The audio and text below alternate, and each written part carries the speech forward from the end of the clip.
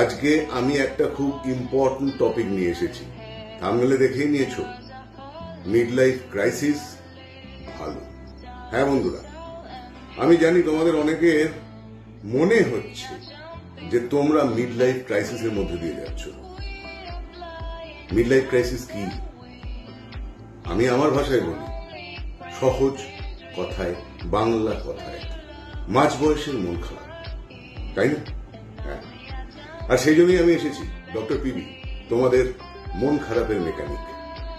দেখো, অনেক ঝঞ্ঝা কাটিয়ে বুঝিয়ে এলে সুখের বন্দরেতে, জলের তলে পাহাড় ছিল, লাগলো বুকের অন্দরেতে, মুহূর্তে পাঁজরগুলো উঠলো কেঁপে আত্মরবে। তাই নিয়ে কি সবার সঙ্গে ঝগড়া করে ফিরতে হবে? ভেসে থাকতে পারো যদি, সেইটে সবার চেয়ে শ্রেয়, না পারো তো বিনা বাক্যে টুক করিয়া ডুবে যেও। এটা কিছু অপূর্ব নয়, ঘটনা সামান্য খুবই, শঙ্কা যেথায় করে না কেউ, সেইখানে হয় জাহাজ ডুবি। কি, তাই না?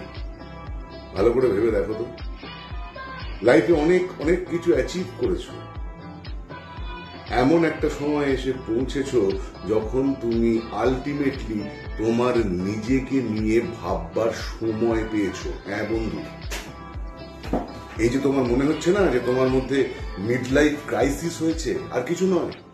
ভালো করে ভাবো, এতদিন তোমার সামনে এক একটা করে হার্ডল ছিল, এক একটা করে গোল ছিল, সেইগুলোকে একটার পর একটা অতিক্রম করে করে আজকে এই জায়গাটা তুমি নিজের জোরে অর্জন করেছো।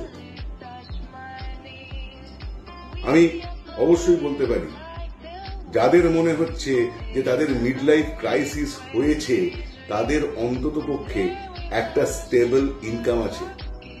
কি, অন্তত আজকালকার বাজারে বছরে 10-12 লাখ টাকা রোজগার যার নেই, এবং সেই রোজগার স্থায়িত্ব যার নেই, তার সত্যি কথা বলতে কি মিড লাইফ ক্রাইসিস নিয়ে ভাববার সময় নেই। সে তার জীবনের ইকোনমিক ক্রাইসিসটাকে নিয়েই অত্যন্ত ব্যতিব্যস্ত। তুমি ভাবতে পারছো, তার কারণ তুমি তোমার সেই ইকোনমিক ফ্রিডম বলবো না, কিন্তু স্টেবিলিটি, সেটা তুমি অর্জন করেছো। সেকেন্ড,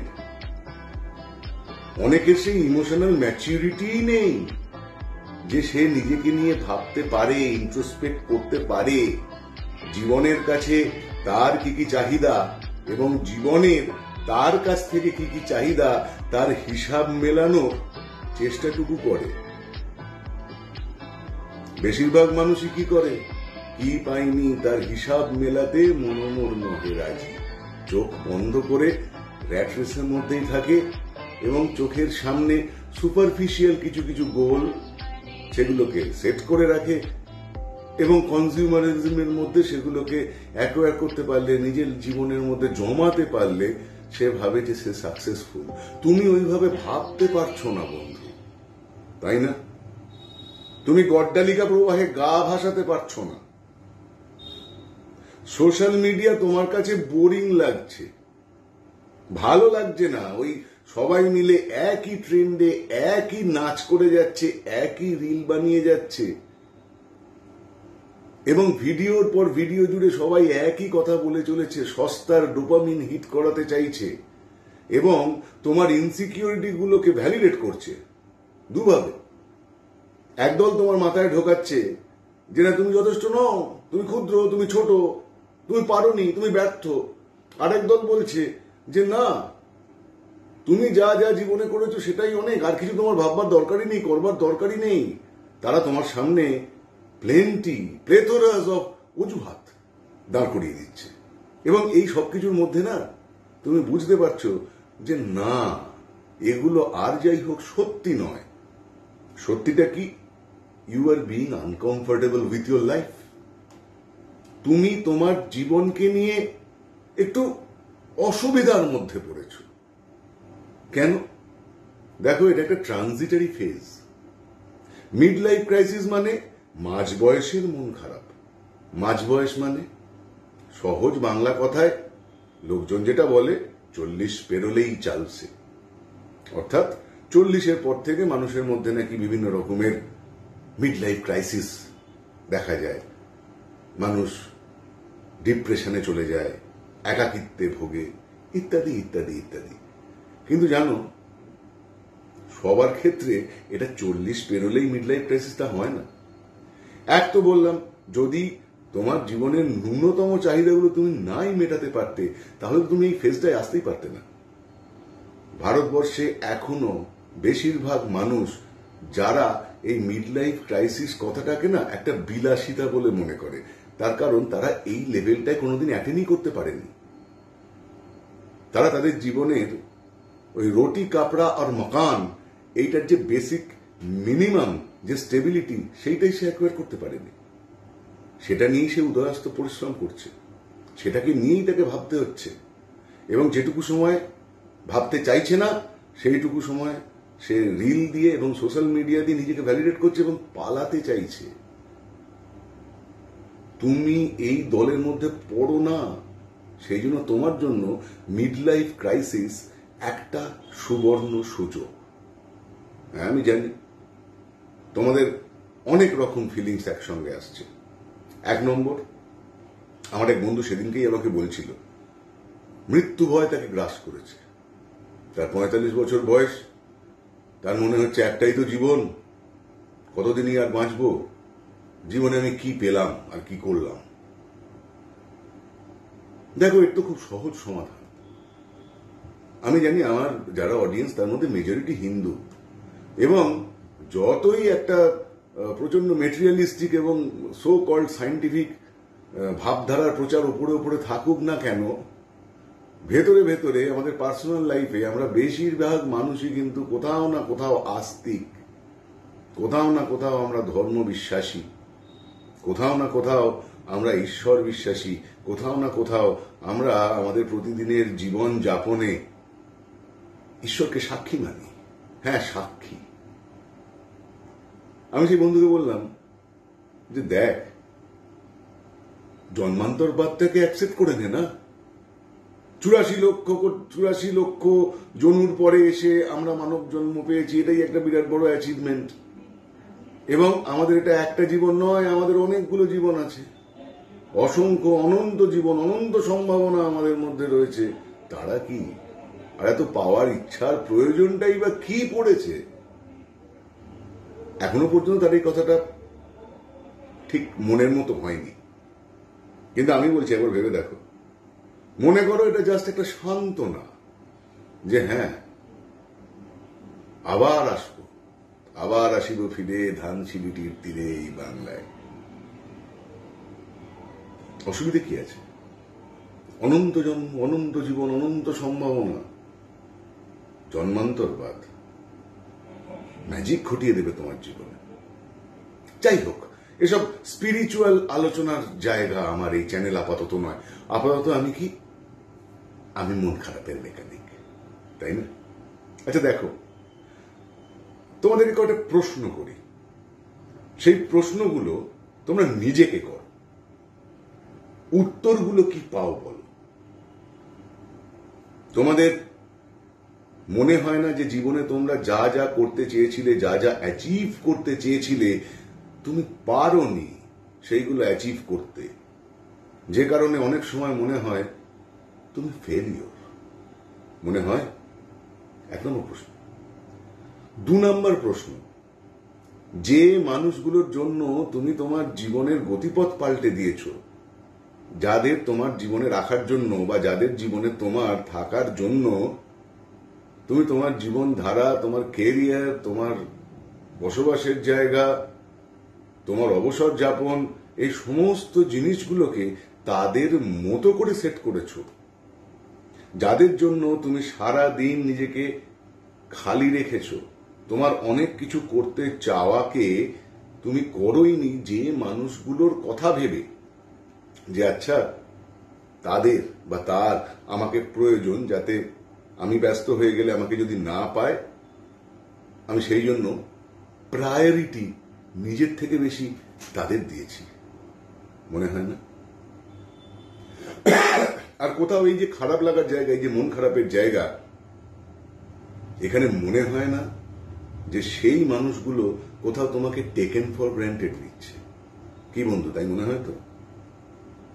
যাদের জন্য আমি এত কিছু করলাম তারা বুঝলোই না, এবং আজকে আমার যখন তাদের কাছ থেকে রেসিপ্রোকেশনের প্রয়োজন পড়ছে, they are not ready to reciprocate. তারা দূরে সরে যাচ্ছে, তারা বলছে তুমি অত্যন্ত ন্যাগিং, তুমি খুব অভিযোগ করো। যেতে দাও, লেট গো। প্রথম দুটো প্রশ্নের উত্তরই যদি হ্যাঁ হয়, প্রথম দুটো প্রশ্নের উত্তরের জবাবে একটাই কথা বলবো, the remedy is letting go. জীবনে অনেক কিছু তুমি করতে চেয়েছিলে, করতে পারোনি, এটা যেমন সত্যি। ঠিক কয়েনটাকে ফ্লিপ করে দাও, উল্টো দিকে দেখো। জীবনে তুমি এমন অনেক কিছু করেছো যেগুলো তুমি যে করতে পারবে সেগুলো তুমি কোনোদিন কল্পনার মধ্যেই আনতে পারোনি। সেগুলোর দিকে ফোকাস দাও। তুমি কি পেরেছো, তুমি কি করেছো, সেইগুলোকে তোমার প্রায়োরিটি করো। আয়নার দিকে তাকাও, আয়নার দিকে তাকিয়ে তোমার অ্যাচিভমেন্ট গুলো দেখো। আজকে তুমি যে স্টেবল রোজগারটার উপর দাঁড়িয়ে আছো, এমনি এমনি হয়ে গেছে। সেই রোজগারটাকে তোমার জীবনে এই ভারতবর্ষের বুকে এত কম্পিটিশনের মধ্যে অ্যাসিওর করতে পারা তোমার অ্যাচিভমেন্ট নয়? তুমি এই যে ভিডিওটা শুনছো, এই ভিডিওর এই কথাগুলো শোনার এবং এই মর্ম অনুধাবন করার এবং এই প্রশ্নগুলো নিজের মধ্যে করার জন্য যে মানসিক এবং বুদ্ধিমত্তার পরিপক্কতা দরকার, যে ইমোশনাল ইন্টেলিজেন্সটা দরকার, সেটা তোমার মধ্যে রয়েছে। কজনের আসে? কজন রবীন্দ্রনাথ পড়ে? কজন জীবনানন্দের কবিতা কোট করে? এবং কজন তার কানে রবীন্দ্রনাথ জীবনানন্দ যাওয়ার পরেও ভিডিওটা শোনে? বেশিরভাগ মানুষ এই অবধি শুনে ভিডিও থেকে বেরিয়ে যাবে। তুমি যাওনি, সেই জন্য এই ভিডিওটা তোমার জন্য। দেখো, দাঁড়িপাল্লা আছে, সবার মাপে হয় না সবাই, তুমিও হওনি সবার মাপে। তুমি মরো কারো ঠেলায়, কেউ বা মাঠে তোমার চাপে। তবু ভেবে দেখতে গেলে এমনি কিসের টানাটানি, তেমন করে হাত বাড়ালে সুখ পাওয়া যায় অনেকখানি। আকাশ তবু সুনীল ঠেকে, মধুর ঠেকে ভোরের আলো। মরণ এলে হঠাৎ দেখি, মরার চেয়ে বাঁচাই ভালো। 3 নম্বর প্রশ্ন, তোমার শরীর মোটের ওপর সুস্থ আছে। এটা যে কত বড় একটা আশীর্বাদ বা এটা কত বড় প্রাপ্তি, তোমার বন্ধু বান্ধবদের দিকে তাকালে নিশ্চয়ই বুঝতে পারছো। তুমি মোটের ওপর সুস্থ আছে। খুব বেশি হলে তোমায় হয়তো একটা থাইরয়েডের বড়ি খেতে হচ্ছে, কিংবা প্রেশারের ট্যাবলেট খেতে হচ্ছে, কিংবা হয়তো সুগারের জন্য সামান্য ওষুধ খেতে হচ্ছে, বা ডাক্তারবাবু বলেছেন যে না, সুগার আসতে পারে। বাকি সব ঠিকঠাক আছে না? একটু বিরাট ব্যাপার। আর যারা আমার মতো, যাদের এখনো ভগবানের দয়ায় কোনো ওষুধ বিশুধ খেতে হয় না, তারা তো মানে ঈশ্বরের সাক্ষাৎ বরপুত্র। খেয়াল করে দেখো, তোমার অনেক বন্ধু বান্ধবকে ইতিমধ্যেই হসপিটাল, নার্সিংহোম, আইসিইউ ঘুরে আসতে হয়েছে। আমার নিজের একটা বন্ধু 40-এর আগে, 37 বছর বয়সে, অত্যন্ত ভালো স্টুডেন্ট, মেধাবী স্টুডেন্ট ছিল, কর্মসূত্রে অত্যন্ত অত্যন্ত প্রতিষ্ঠিত। আমার সমস্ত বন্ধুদের মধ্যে প্রথম 4 হুইলার কিনেছিল সেই ছেলেটি, এবং ভালোবেসে যাকে বিয়ে করেছিল তার সঙ্গেই রয়েছে। এটা একটা বিরাট বড় অ্যাচিভমেন্ট সেই ছেলেটির ক্ষেত্রে। কিন্তু তার এত কিছু অ্যাচিভমেন্টের মধ্যে না, স্ট্রেসের জন্য, বিভিন্ন চিন্তা ভাবনায়, কাজের চাপে 40 বছরের আগে তার একটা মাইল্ড স্ট্রোক হয়ে গিয়েছিল। এখন রিকভার করেছে। তোমার সে জিনিস হয়নি, তুমি মোটের উপর সুস্থ আছো। কি হয়েছে? আমার মতো দাড়ি পেকেছে, আমার মতো টাক পড়েছে, চোখে প্লাস পাওয়ার হয়েছে, ভুঁড়ি আমার মতো একটু বেড়ে গেছে, এই নিয়ে ভাবছো, নিজেকে আর ডিজায়ারেবল লাগছে না, নিজেকে আর ইয়াং মনে হচ্ছে না। আরে তুমি ইয়াং নয় তো ইয়াং মনে হতে হবে কেন?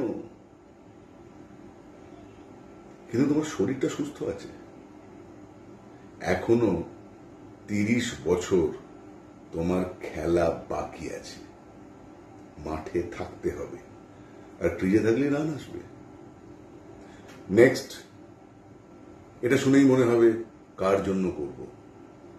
আমার যে প্রিয় মানুষগুলো ছিল বা যারা এখনো আছে, তারা আজকাল আমাকে পাত্তা টাত্তা দেয় না। কিরকম মনে হয় আমি আনওয়ান্টেড, মনে হয় না? Alienated from the society. যে বন্ধুদের সঙ্গে 4-5 বছর আগে পর্যন্ত তোমার অত্যন্ত হৃদ্যতা গলাগলি ছিল, একসঙ্গে হয়তো তাস খেলতে, বেড়াতে যেতে, সেই বন্ধুগুলোর এখন তোমার থেকে একটু দূরে থাকছে, এবং তোমারও আর তাদের সঙ্গে না ওই হ্যাঁ হি করতে ভালো লাগছে না। এইটাও একটা বড় সমস্যা হয়েছে, বলো তো। তুমি চারপাশে দেখছো তোমার বন্ধু বান্ধবের যে সার্কেলটা, সেই সার্কেলটা না বাবলের মতো বাস্ট করে গেছে, একা লাগছে তোমার নিজের। ফ্যামিলি ব্যস্ত। দেখো, আমার চ্যানেলের যারা ভিউয়ার, তারা সবাই মধ্যবিত্ত এবং অল্প বিস্তর অবশ্যই শিক্ষিত। ছোটবেলা থেকে বাবা মার স্বপ্ন থাকে বড় হবে, নিজের পায়ে দাঁড়াবে, দাঁড়িয়েছ। অনেক ক্ষেত্রে যাদের বাবা মা বেশি চাপাচাপি করেছেন, জোরাজোরি করেছেন, তারা চ্যালেঞ্জে নিয়েছো বাবা মাকে করে দেখিয়ে দেব, বা পাড়া প্রতিবেশী, আত্মীয় স্বজন, বন্ধু বান্ধব, যারা একটা সময় যখন তুমি তুমি একটু নড়বড় করছিলে, যখন তোমার পড়াশোনা শেষের পথে, এবং তুমি চাকরি পাবে কিনা, বিজনেস ঠিকমতো দাঁড় করাতে পারবে কিনা, হয়তো তোমার বাবা মা মায়ের মধ্যে কেউ একজন তোমার কম বয়সে অত্যন্ত অসুস্থ হয়েছেন বা মারা গেছেন, তখন কিছু কিছু মানুষ বাঁকা চোখে, বাঁকা ইশারায় অনেক বাঁকা বাঁকা কমেন্ট করেছিল। তুমি চ্যালেঞ্জ নিয়েছিলে নিজের কাছে, আমি দেখিয়ে দেবো এই মানুষগুলোকে। কিন্তু এখন যখন তুমি প্রতিষ্ঠিত, তখন তোমার সেই তাগিদটা তুমি আর খুঁজে পাচ্ছ না, এবং দেখিয়ে দিয়ে যেটা হবে মনে করেছিলে যে সেই মানুষগুলো তারা তাদের ভুল স্বীকার করবে তোমার কাছে, যে না আমি তোমায় চিনতে পারিনি, তোমার এই কথাগুলো বলা আমার উচিত হয়নি, তারা কিছু বলেনি। আরে এটাই তাদের ক্লোজার, তারা বলতে পারবে না। তুমি যেটা করে দেখাবার করে দেখিয়েছো, তারা তাদের যোগ্য জবাব পেয়ে গেছে। Let go. কম বয়সের যা যা অপমানের সম্মুখীন হতে হয়েছে, যা যা স্ট্রাগল করতে হয়েছে, তার যে চাইল্ডহুড ট্রমা তোমার মধ্যে বসে আছে, এবং যার জন্য তুমি এখনো পর্যন্ত অন্য মানুষের কাছ থেকে ভ্যালিডেশন চাইছো। অ্যাকচুয়ালি ভেবে দেখো, তোমার ভ্যালিডেশনের কোনো প্রয়োজন নেই, তুমি এতটাই স্ট্রং। তুমি ইকোনমিক্যালি সিকিউর, তুমি ফিজিক্যালি হেলদি, এবং তুমি ইমোশনালি স্ট্রং। ভালো করে ভেবে দেখো, তুমি যে মানুষগুলোকে প্রায়োরিটি দিয়েছিলে তোমার জীবনে, তোমার থেকে আগে এই কাজটা কজন করতে পারে? এইবার স্বার্থপর হও, বি সেলফিশ, নিজের জন্য বাঁচো, নিজেকে কথা দাও, নিজেকে চ্যালেঞ্জ করো, বাকি সব ছেড়ে দাও। দুনিয়ার কাছ থেকে এক্সপেকটেশন কিছু রেখো না। খুব ভালো করে দেখো না, তোমার তো বয়স হয়েছে 40, 45, 50। বেশিরভাগ সময় সোসাইটির কাছ থেকে কি পেয়েছ? সবাই তাই পায়। যারা সাকসেসফুল হয় জীবনে, তারা বেশিরভাগ সময় সোসাইটির কাছ থেকে বিদ্বেষ পায়, হিংসা পায়, ঈর্ষা পায়। তুমিও তাই পেয়েছ। এত ভাবছো কেন তা নিয়ে? এগুলো এক্সপেক্টেড ছিল না? তোমার মাধ্যমিকের সময়, মাধ্যমিকের রেজাল্ট বেরোনোর সময় কতজন জনে জিজ্ঞাসা করেছিল তোমার মাধ্যমিকের রেজাল্টের খবর? যে মুহূর্তে শুনেছিল মাধ্যমিকে তোমার রেজাল্ট ভালো হয়েছে, উচ্চ মাধ্যমিকে সেই জিজ্ঞাসা করা কমে গিয়েছিল। তারপর তুমি যখন একটা ভালো প্রতিষ্ঠান থেকে তোমার উচ্চশিক্ষায় ভর্তি হয়েছ, তখনও তোমার সম্পর্কে ইনকুইজিটিভনেস এবং কিউরিওসিটি মানুষের কমে গিয়েছিল। এবং তারপর যখন তুমি একটা খুব কঠিন কম্পিটিটিভ এক্সাম দিয়ে একটা স্টেবল, হয়তো সরকারি বা বেসরকারি বা কর্পোরেট বা কোনো বিজনেস দাঁড় করাতে পেরেছ, তখন তোমাকে আরো কম মানুষ এসে কনগ্রাচুলেট করেছে। এবং তারপর থেকে তারা মনে মনে কিন্তু হিসাব করছে কখন তোমার পা ফসকাবে, তখন তোমাকে সমবেদনা জানাতে আসবে। এবং যেহেতু তোমার সমবেদনার দরকার পড়ছে না, তাই তারাও কাছে আসছে না। আর দেখো, ফ্যামিলি 5 বছর 10 বছর আগের তুমি আজকের তুমির মধ্যে অনেক তফাৎ। তোমার লাইফ পার্টনার, তার লাইফের যা প্রায়োরিটি 10 বছর আগে ছিল, এখন কি তা আছে? ছেলে মেয়ে আছে, ছেলে মেয়ে বড় হচ্ছে, তাদের পড়াশোনা আছে, তারা এখন টিনেজে ঢুকবে। তোমার লাইফ পার্টনার, তারও বয়স বাড়ছে, তার লাইফে ম্যাচুরিটি, তারও কিছু গোল আছে, তারও কিছু ইচ্ছা আছে। সে তার কাজ করছে, সংসারে সব দিক সামলাচ্ছে, তুমি তোমার দায়িত্ব করছো, তোমার মতো করে যা যা কর্তব্য সেগুলোকে তুমি সামলাচ্ছ। আর একটা খুব সমস্যা হয়েছে, তোমার অনেক সময়, কেন জানো? তার কারণ তোমার মাথাটা বাকিদের থেকে একটু বেশি চলে। যেহেতু তোমার মাথাটা বাকিদের থেকে একটু বেশি চলে, যে কারণে কোনো একটা মানুষ কোনো একটা টাস্ক নিয়ে যতটা বেশি ভাবতে হয়, তোমার ততটা বেশি ভাবতে হয় না। তুমি সহজে করে ফেলতে পারো কাজটা। তোমার সেলফ কনফিডেন্স অত্যন্ত বেশি। তুমি জানো এই কাজটা তুমি করে ফেলতে পারবে, সেটাকে নিয়ে তুমি অযথা টেনশন করো না। তোমার সেলফ এস্টিম অত্যন্ত বেশি, যে কারণে তুমি বুঝতে পারছো কোন কোন মানুষগুলো তোমাকে প্রায়োরিটি দিচ্ছে আর কারা তোমাকে টেকেন ফর গ্র্যান্টেড নিচ্ছে। পরের প্রশ্ন আসি, এই কয়েক বছর আগে পর্যন্ত বা কয়েক মাস আগে পর্যন্ত বা যতক্ষণ না তোমার মনের মধ্যে এই প্রশ্নটা এসেছে যে তুমি কি মিড লাইফ ক্রাইসিসের মধ্যে দিয়ে যাচ্ছ, ততক্ষণ পর্যন্ত এমন নয় তো যে তুমি তোমার বন্ধুত্বের সম্পর্ক, আত্মীয়তার সম্পর্ক, ভালোবাসার সম্পর্ক, এই ধরনের যে অনেক সম্পর্ক, সেই সম্পর্কগুলো তুমি নিজের কাঁধেই টেনে নিয়ে গেছিলে। তুমি তাদের ফোন করতে, তুমি দেখা করতে যেতে, তুমি হয়তো একটা পার্টি অ্যারেঞ্জ করতে, একসঙ্গে খাওয়া দাওয়া, চল ভাই বেরিয়ে আসি, হ্যাঁ কেমন আছো, তোমার কেমন চলছে, তোমার কি প্রয়োজন লাগবে, বিশেষ বিশেষ মানুষগুলোকে গুড মর্নিং দিনের মধ্যে বেশ কয়েকবার তাদেরকে মনে রেখে মেসেজ করা যে হ্যাঁ দেখো আমি কাজের মধ্যে আছি কিন্তু তোমার কথা ভাবছি, অ্যাসিওরেন্স দেওয়া, তাদের ভ্যালিডেট করা, তাদের খবর জানতে চাওয়া, তাদের পাশে থাকতে চাওয়া, তাদের প্রায়োরিটি দেওয়া, এইগুলো তুমি বোধহয় বেশি করে এসছো না? এবং আমার কেন জানি না মনে হচ্ছে যে বিগত কয়েক মাস ধরে তুমিও বুঝতে পেরেছো যে তুমি তোমার যে সম্পর্কগুলো আশেপাশে ছিল এবং যে সম্পর্কগুলো তোমার কাছে খুব মিনিংফুল সম্পর্ক ছিল, সেই সম্পর্কের জোয়ালটা তুমি বেশিরভাগটা না নিজের কাঁধে টেনে এসেছো। যখন তুমি আস্তে আস্তে আস্তে আস্তে সেখান থেকে সরে আসার চেষ্টা করছো, মানে চেষ্টাও করতে হয় না, যখনই তোমার মনে হচ্ছে তারা তোমার ইম্পর্টেন্স দিচ্ছে না, খারাপ লেগেছে, গায়ে লেগেছে, তাই না? কত সময়, কত অ্যাটেনশন, কত কিছু তুমি দিয়েছ, বরং এখন তারা যে রেসিপ্রোকেট করছে না এবং তোমার থেকে দূরে চলে যাচ্ছে, এটা তো একদিকে ভালো, সাপে বর। তারা অত্যন্ত বিনীতভাবে তোমাকে তোমার সময়, তোমার শ্রম, তোমার চিন্তা সেটা ফেরত দিয়েছে। এইবার তোমার মনে হচ্ছে এ জীবন লইয়া আমি কি করি, অনেক কিছু করবার আছে, একটু সাইক শিফটিং কর। অন্যের জন্য বেঁচেছ, এবার নিজের জন্য বাঁচো। নিজের জন্য বাঁচা মানে কি? সহজ কথা, সেলফিশ হও। তোমার সময়ের দাম আছে, সেই সময়ের দামটা যারা দেবে না তাদের জন্য তোমার সময় নেই। বুঝতে পারছো? ভালো করে ভাবো, ভাবা প্র্যাকটিস করো। ভিডিও কেমন লাগলো অবশ্যই কমেন্ট করবে, ভালো লাগলে লাইক করবে, আর যদি আমার কথার সঙ্গে তোমার মতের মিল না হয় অতি অবশ্যই সেটাও কমেন্ট করো। ভিডিওটা লাইক করো, চ্যানেলটা সাবস্ক্রাইব করো। আমি ডক্টর পিবি, তোমাদের মন খারাপের মেকানিক। আবার দেখা হবে।